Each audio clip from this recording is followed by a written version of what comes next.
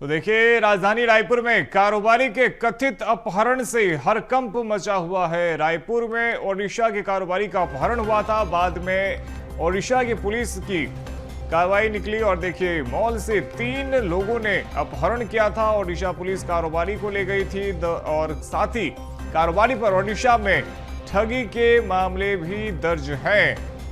तो ओडिशा के कारोबारी का अपहरण हुआ था, बाद में निकली ओडिशा पुलिस की कार्रवाई और मॉल से 3 लोगों ने अपहरण किया था। ओडिशा पुलिस कारोबारी को ले गई थी और इस खबर पर अधिक जानकारी के साथ हमारे सहयोगी अविनाश हमारे साथ बने हुए हैं। अविनाश, क्या कुछ ताजा अपडेट आपके पास में आरोपी के अपहरण से जुड़ी हुई?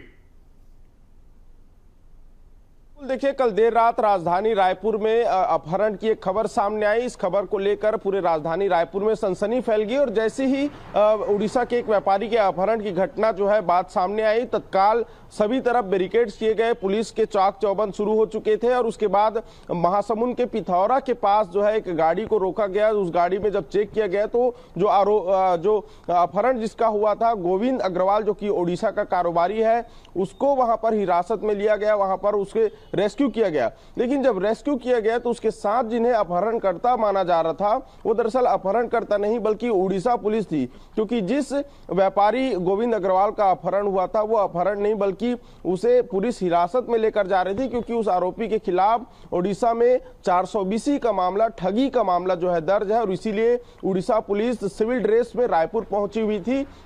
चूंकि स्थानीय थाने को इसकी जानकारी नहीं दी गई थी, इसलिए यह पूरा घटना जो है अपहरण प्रतीत हो रहा था। लेकिन जब वहां पर पुलिस पहुंची, पिथौरा में जब नाकेबंदी की गई और गाड़ी को रोका गया तो उसी वहां पर पूछताछ में पता चला कि उड़ीसा पुलिस जो है 420 के अपराधी को, आरोपी को लेने के लिए छत्तीसगढ़ पहुंची हुई थी और किसी गोपनीयता के चलते, क्योंकि ऐसे में आरोपी जो है फरार हो जाते हैं, कहीं दूसरी जगह चले जाते हैं, इसलिए थाने को भी सूचना नहीं दी गई थी और तत्काल जो है रायपुर के पंडरी इलाके पर उसे हिरासत में लेकर पुलिस जो है उड़ीसा रवाना हो रही थी। लेकिन पिथौरा के पास रेस्क्यू किया गया और उसके बाद पूछताछ में पता चला कि जिसका अपहरण किया गया है, जिसके अपहरण की चर्चा है, वो कोई आम व्यक्ति नहीं बल्कि उड़ीसा में 420 का आरोपी है। झारसुगुड़ा का रहने वाला जो व्यापारी है गोविंद अग्रवाल, वो 420 का आरोपी है और उसी आरोपी को पकड़ने उड़ीसा की पुलिस पहुंची हुई थी और देर रात जो है पुलिस जो है उसे लेकर जा रही थी, तभी इस घटना की चर्चा हुई। लेकिन